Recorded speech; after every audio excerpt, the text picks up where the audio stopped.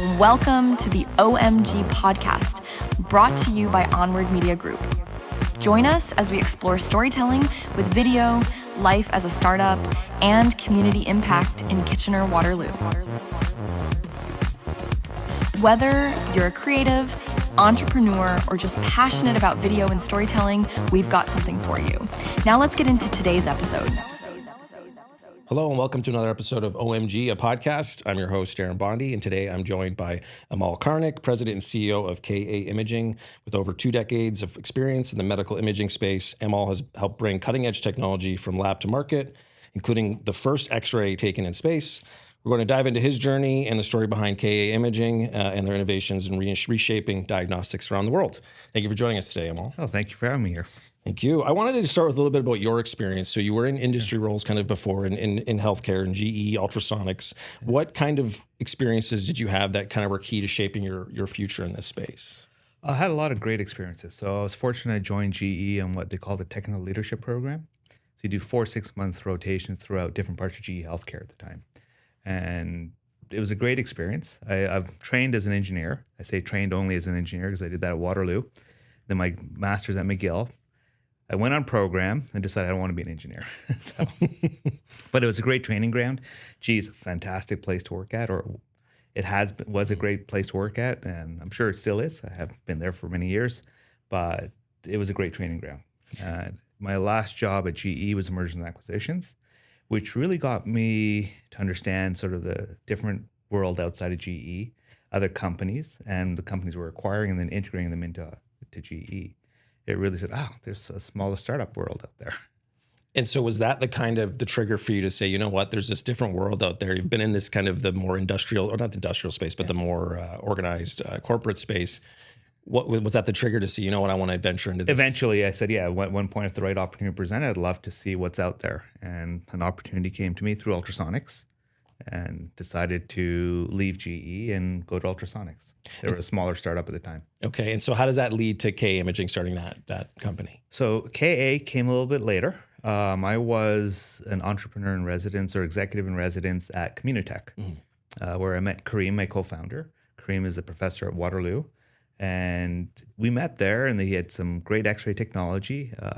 I ended up going somewhere else. He went somewhere, took a sabbatical, eventually sort of reconnected and said, I've got this great X-ray technology. Would you like to try and work together and commercialize it? Took a look and said, absolutely. So, and that's how it started. That's how it started. Just from there. Yeah. I love that. And so in terms of the ecosystem at the University of Waterloo, kind of sounds like that's where kind of you guys came together. What about that system and kind of what supports that the University of Waterloo kind of help build up KA Imaging from that space? Absolutely. So Waterloo has been a fantastic, university for entrepreneurship. I think it's well known, it's well regarded across the world now of what they're doing and how they're supporting it. I think also the best part about Waterloo, which a lot of people don't realize, is it's an professor-owned IP policy. So the professor, you're not tied to these big legal documents. So, we've licensed out the first part since before KA was created. Kareem had the university have the ownership for some of the IP, but subsequent patents were done through KA. But the great part was they supported, they're very friendly in terms of trying to negotiate new deals with them.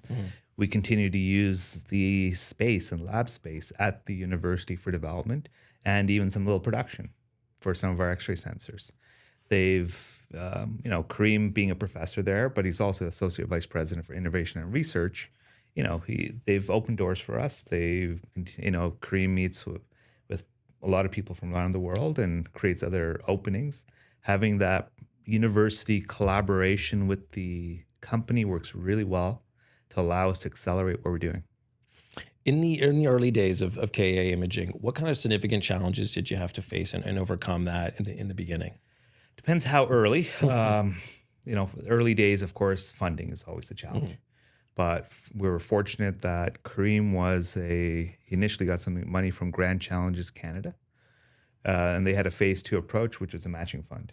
Okay. So we were able to get some other funding from Christie Digital, who were other first investors, or through their Christie Medical at the time, that allowed us since we had matching funding, it allowed us to sort of get going. But it was still an interesting challenge, especially in Canada, and I'm sure there's a lot more awareness now. Probably more obvious now with the tariff challenges. Yeah. People have realized that Canada's not an easy place to invest in. And has that impacted your growth in a way that whether it's the public healthcare system versus private in the U.S. and now, well, obviously the political landscape has changed. Have you found that to be a challenge to kind of stay a Canadian business in Canada in this kind of space where it is a little bit harder than it is in the U.S. for that stuff? It's been a challenge, but I think Canada is trying to make some efforts, and there's a lot of great programs we've benefited from. One was the Built in Canada Innovation Program, allowed us to get some of our first systems into University Health Network in Toronto. We also worked very closely with Grand River Hospital and have been working through the innovation side. They've also have the Can Health program. So it's a pan-Canadian program to allow Canadian companies to try to get entry in. And now that's getting data, getting entry, but procurement is a different story. Right. Now, has that changed even more recently, like as of the last few months with all the recent tariff talk and all this It's changing. It's definitely changing. I think you may have heard Ontario's trying to put a policy in for Buy Canadian First. Yeah. Maybe more Buy Ontario First. So we're trying to see how we can help drive that. I think it's great. A lot of other countries around the world have already a priority on their own countries. Yeah. Canada doesn't do that yet.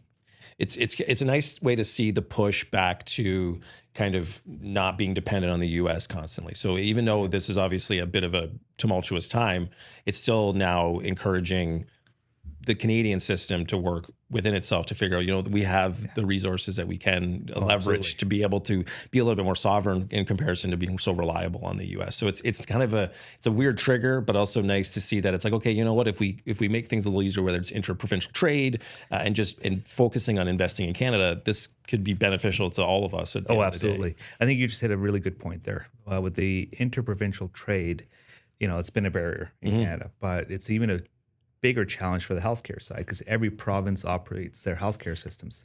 That's true. Which creates, now you're going it's easy to get Health Canada, or not easy to get Health Canada, but you can get Health Canada, you think you can sell across Canada, but now you got to go province to province when it comes to reimbursement.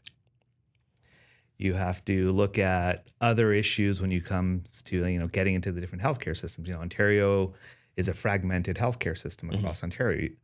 Alberta is unified. Quebec's unified. So there's, different challenges in Canada as opposed to, that's why a lot of people go down to the U.S. first because there's one reimbursement code across the U.S. Interesting. I also found too, we've talked to somebody else in this space and it found that, in the comparison between private and public sector even is just that there's a different mentality when it comes to investing in technology that will better your patients, your client outcomes, or that kind of thing. When there's the private side of it, which is you're competing with other private entities that are trying to provide the best experience for their users and their clients and their patients. That's not always the case in Canada, unfortunately. And so there's a bit of a barrier. I'm sure that's kind of also been part of the impact is it's a bit of a different sell. Different sell, definitely. I was at GE, I lived in the US.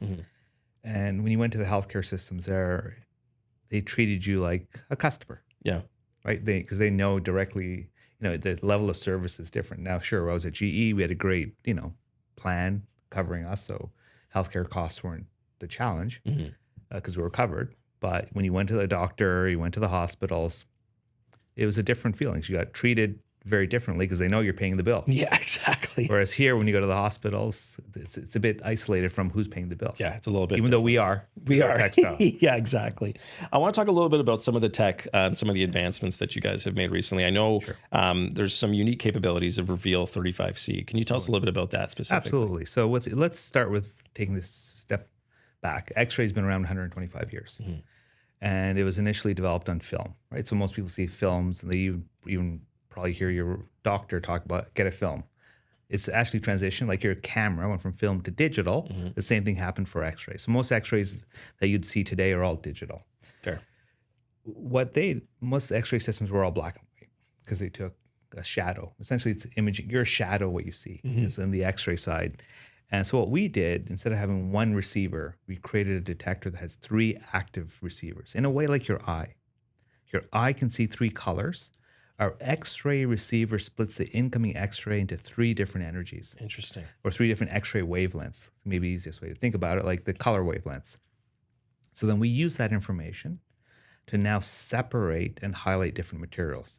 Chest wall is a great example. I love giving this example. You've got the rib cage surrounding our lungs. Do a great job of protecting the lungs and everything in the heart. But the biggest challenge is that when it comes to X-ray imaging, it creates a bit of an interference. Yeah, exactly. Yeah. So what we've done is now we can separate and highlight. We can look at the soft tissue, so like the lung field, without the ribs overlap. So you get a much clearer image of the thing you're trying to look at. Exactly. So we've seen more pneumonias, cancers, pneumothoraxes, for example. And we can also now look at the bone image and look at see better fractures. Two other areas that we've really been doing a lot of work in is we can see calcifications in the coronary arteries almost as well as CT now. Oh, wow. Which is huge for us. And we're also doing bone mineral density measurements. We'll get to that in a few minutes because we were recently featured on one of the space missions. I'm sure we'll get to that question. But that's part of the reason is we do bone mineral density measurements, something no other X-ray can do. So we've been able to show better diagnostic capability and also applications that X-ray can't do in the past. Yeah, so it makes you, and again, the health providers, it kind of will make them think about, okay, well, we thought of X-ray for this use case, and we've used CT scans for these cases. If there are now opportunities to say, okay, X-ray has way more capabilities, get way better patient outcomes in that space. Absolutely, and we've got great data locally. Grand River Hospital did a trial in the intensive care unit, and we showed up to 37% reduction of the CTs. Oh my gosh. Which is, again, when you look at this system specifically, there are delays in being able to get imaging done for CT scans and stuff like that. So if you can improve those timelines in a system that is often overwhelmed, that's a massive. You've hit the great point there. It's an overwhelmed system. And the resources required to move a person from the intensive care unit to the CT takes quite a bit of resources of people. Yeah. Plus, every ICU patient doesn't just take one CT slot. They probably take 2 or 3 slots because they take time to get on, off, more time. So you're speeding up these outcomes for everybody. I love that. Talked a little bit about it, but you were in the news recently. I've seen it a few times, and I think it's fascinating. I want to know more about it. But the first X-ray taken in space was part of your program. And tell us a little bit about that and kind of how that opportunity came about, and what were you accomplishing by doing that, and what does that mean for the future of this diagnostic imaging? So we're fortunate. We're working with one of our partners in the U.S. called Min X-ray. They're part of this group called the Space X-ray Group. And so the Space X-ray Group we're arranging to do X-rays in space. They saw our innovation through Min X-ray, and they asked if we'd want to be included in the program. We said, absolutely. So we were up about a month ago, so early March, mid-March, early March, or is it April? Okay. Anyway, recently, that we went up in space on the Fram-2 mission. It was on the SpaceX vehicle, the Falcon, and the Dragon capsule. That was the first. It was a private mission by an individual named Chen Wang, who they did 22 science experiments, including the first X-rays ever. And so you ask the question, why did they do that? Why do they want to do X-rays in space? One, no one's ever done it. So having that first one would be pretty neat. But beyond that, the reason they really wanted to include ours is, as I alluded to a few minutes ago, was we can do bone mineral density measurements. Why is that important? Bone density in space, because microgravity, you lose your density. They say anywhere from 1% to 3%, 1% to 5%, depending what studies you want to look at, of density per month. So when you think about the long-term space missions to Mars, for example, it may take 6 months, a year, depending on how the vehicles go.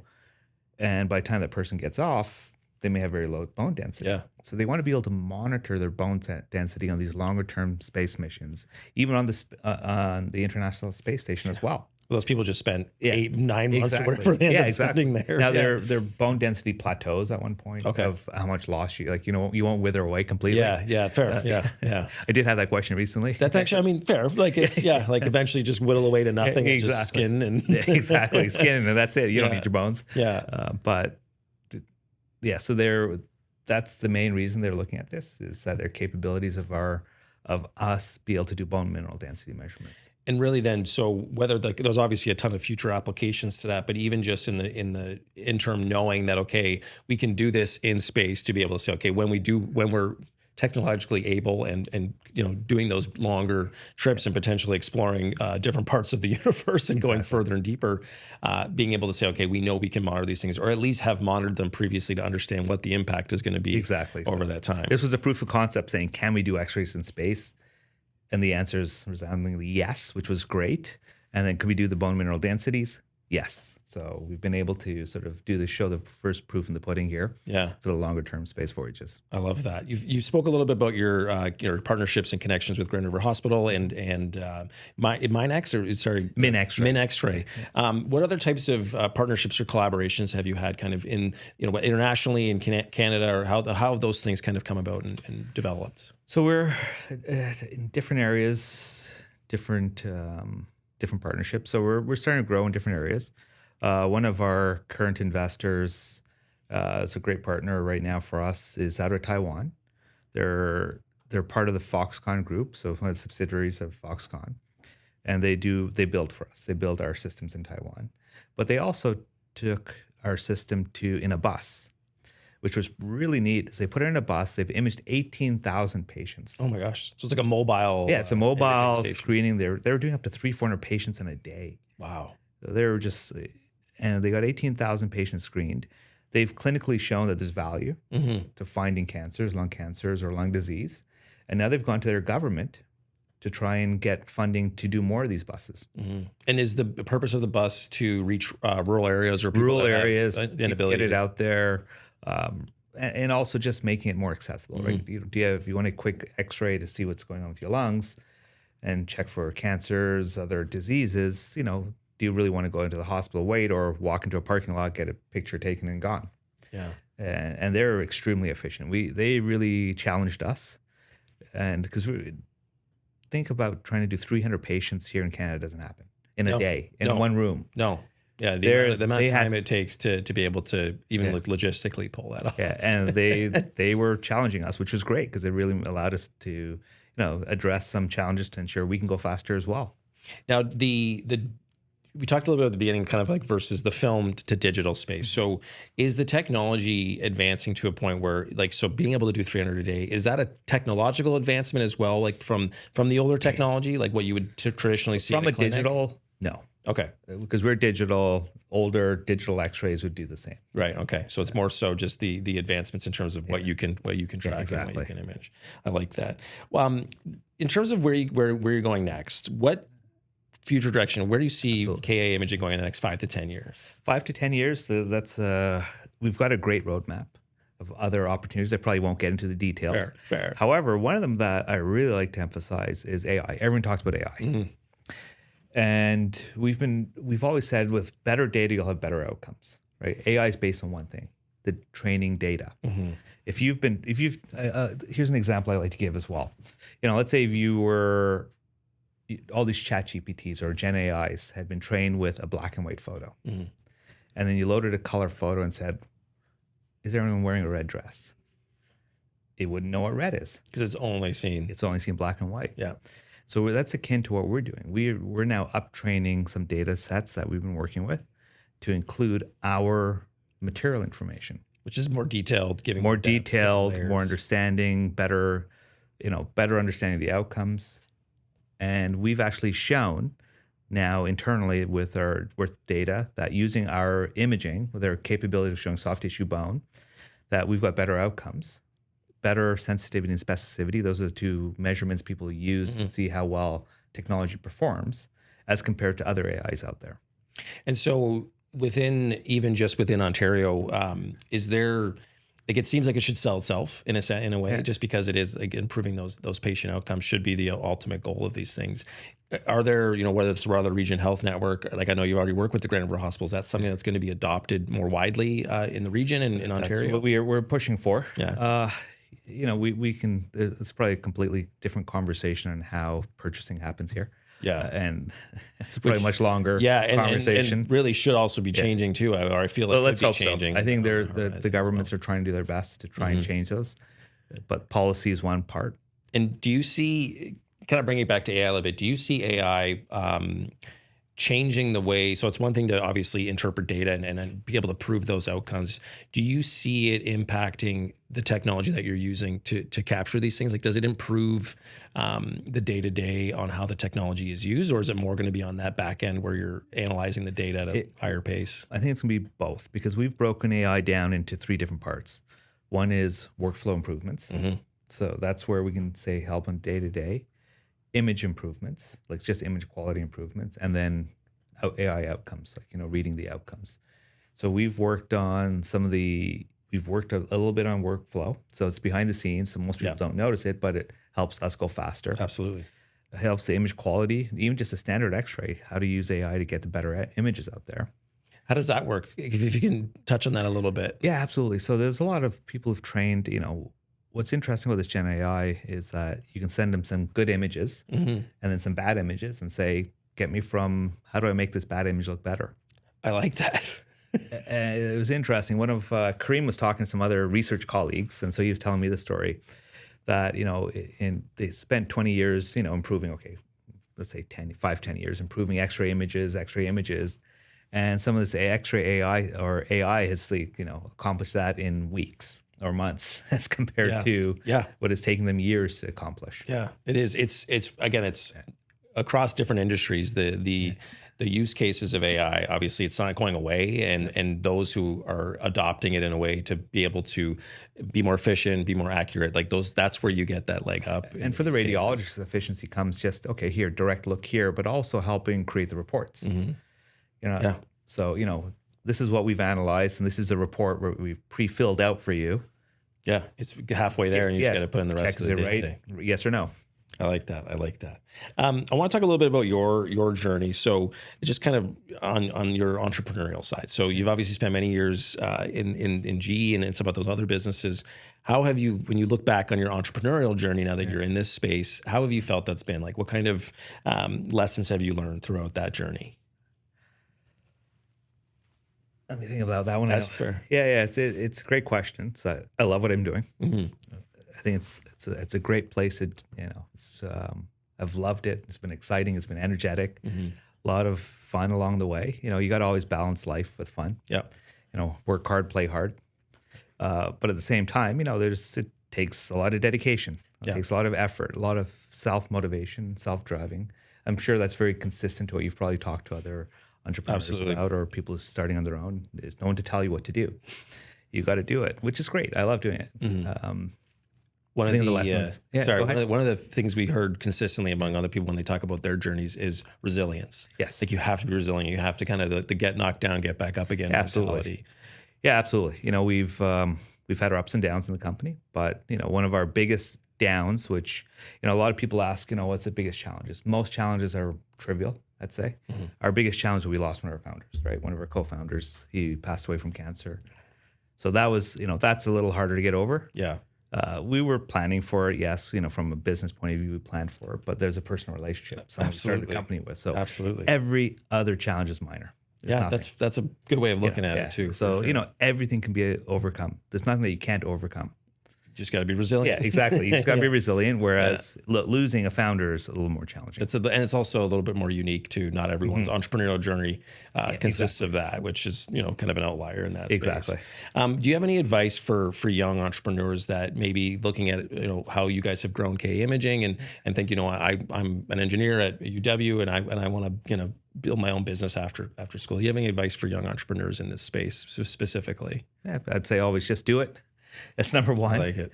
To your point, resilience, but making sure when you're building a product and coming up with a product, it's not just thinking about what I can do better. What are you really solving? Are you solving a problem out there? And sometimes, unfortunately, our healthcare system doesn't know their own problems. You may have to build something quickly and show them and say, does it really help? But be ready for feedback, ready to openness, making sure you get out there. I love to give this story. Sorry. I was not against. I was always said that we can't do MVP, minimum viable product, in healthcare. Like, how can you create something and go test it on patients? Yeah. Until we prove myself wrong.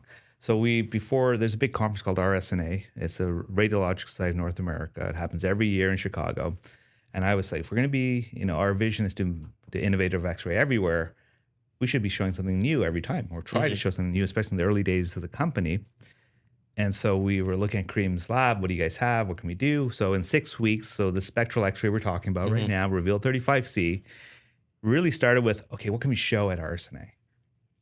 We built a prototype in 6 weeks. Wow.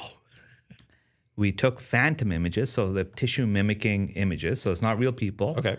We went to the conference with these images and this, prototype, let's say, and we had more interest in that technology than what we're trying to bring out, what we started the company with. Right. Because So we pivoted. So we came back and said, look, there's more interest here in the spectral side. That's really interesting. And so we did MVP. We got feedback, and we did everything I said you can't really do in healthcare. So I was like, oh, well, you just got to get it out there. Yeah, I like that. You have to get it out there, make sure you understand what you're doing, make sure you talk to the right people, and make sure that we're bringing a solution. A solution's key. It's not a product. It is key. And it's interesting because that's, again, echoed through some of our other conversations has been, when you have a problem-oriented solution to something, you already have a baked-in audience. People that say, actually, this is a solution I need, as opposed to thinking I've created something cool. If there's no problem that you're solving, it's going to be a lot harder to find that market for it versus the other way around, which is really interesting because that is really consistent advice. If we piece together a few, that's been really consistent through this process. Right. Are there any other thoughts you'd like to share with our audience, kind of about K imaging and what's coming? Anything exciting on the horizon? Yeah, look, I think we've got lots going on. We are a dual-use technology. Healthcare is, an obvious vertical because everyone knows X-ray, but it's also used in non-healthcare applications. So we've got security. So we're actually working with the Canadian Armed Forces for threat detection. Interesting. So there's other use cases. So we like to say we're dual-use, multi-use technology, threats. A lot of people see, the basis of our technology is called dual energy X-ray. So if you put a bag through a scanner at the airports, they're fundamentally using a very, very basic version of what we're doing. But let's say you have a left bag. They just take the standard X-ray. So that's the area we're looking at. Okay, interesting. So it's a little different than what on the healthcare side, but it's just as valuable and it can save a lot of lives as well. I love that. For a lot of missed potential threats, we can save lives too. So we're not just saving lives in the healthcare space, but in the security capabilities as well. I love that because it's not the first thing that comes to mind when you think of diagnostic imaging. You're thinking specifically in the healthcare space. So understand that, there's obviously multiple applications for this technology, and it's really interesting to see it grow. And it's been great chatting with you today, Amol. I've really appreciated it. And thank you for your time today. Great. Thanks for having me here. Thank you. Thanks for tuning in to the OMG podcast. We hope you enjoyed today's episode. If you have any questions or topics you'd like us to cover, reach out to us at info@onwardmediagroup.com.